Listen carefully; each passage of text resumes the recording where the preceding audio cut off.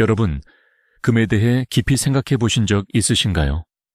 2020년 23만 원, 2021년 27만 원, 2022년 30만 원, 2023년 33만 원, 2024년 37만 원, 그리고 2025년, 지금은 무려 64만 원. 바로 금값 이야기입니다. 사람들은 금값이 오를 때마다 늘 같은 말을 합니다. 아, 너무 올랐어.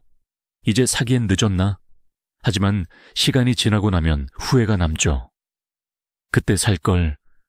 그런데 말입니다. 지금도 금값은 멈추지 않고 치솟고 있습니다. 도대체 왜 금은 이렇게까지 오르는 걸까요? 오늘은 금값이 계속 오를 수밖에 없는 5가지 이유를 살펴보겠습니다. 첫 번째 이유. 금은 우주에서 온 유한한 자원입니다. 금은 지구에서 만들어지지 않습니다.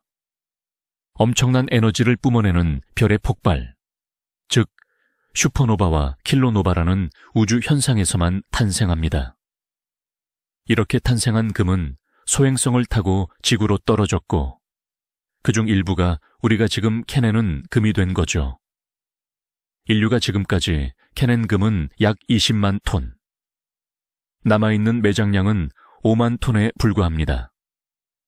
현재 매년 3,500톤 정도가 채굴되니 단순 계산으로는 15년 남짓 뒤면 새로 캐낼 금이 고갈된다는 겁니다. 즉, 금은 더 이상 공급을 늘릴 수 없는 희소성이 절대적인 자원입니다. 이 사실 하나만으로도 금값은 장기적으로 오를 수밖에 없죠. 두 번째 이유, 글로벌 불확실성과 지정학적 리스크입니다. 전쟁, 무역 갈등, 정치적 불안. 세상은 점점 불확실성으로 가득 차 있습니다. 각국 중앙은행들은 이런 위기에 대비해 금을 대규모로 사들이고 있습니다. 유럽 중앙은행 보고서에 따르면 금은 이미 유로화를 제치고 달러 다음으로 세계 2번째 준비자산 자리에 올랐습니다. 안전자산의 대명사인 금. 국제정세가 불안할수록 사람들은 금을 찾습니다. 이 수요가 금값을 떠받치는 가장 큰 힘입니다. 세 번째 이유, 금리 인하와 달러 약세입니다. 금은 이자를 주지 않는 자산입니다. 그래서 금리가 높을 때는 매력이 떨어집니다. 하지만 금리가 내려가면 상황은 완전히 달라집니다. 지금 미국은 고용이 둔화되고 경기 둔화 우려가 커지면서 연말까지 추가 금리 인하 가능성이 거론되고 있습니다. 채권 이자는 줄고 달러 가치도 약해지면 상대적으로 금의 매력은 커집니다. 특히 중국 같은 거대한 소비국에서 내수가 살아나면 장신구와 실물금 수요는 더 폭발적으로 증가하죠. 네 번째 이유, 경기 침체와 인플레이션 해지 기능입니다. 스태그플레이션, 즉 경기는 침체되는데 물가는 오르는 상황이 다가올 수 있다는 우려가 커지고 있습니다.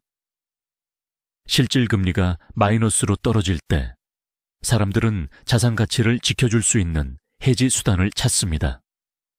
바로 금이 그 역할을 해주죠.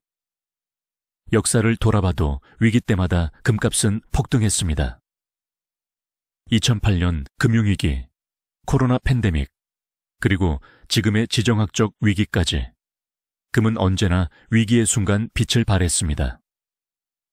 다섯 번째 이유, 중앙은행과 기관 투자자들의 매수세입니다. 최근 세계 100여 개 중앙은행 가운데 무려 76%가 앞으로 5년 내 금 보유 비중을 늘리겠다고 답했습니다. 기관 투자자들 역시 움직이고 있습니다.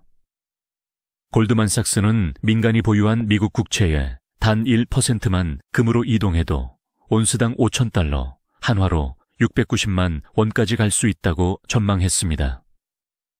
즉, 단순한 개인 투자자가 아니라 국가와 거대 자본이 금을 담고 있다는 점에서 금값 상승은 구조적인 흐름이라는 겁니다.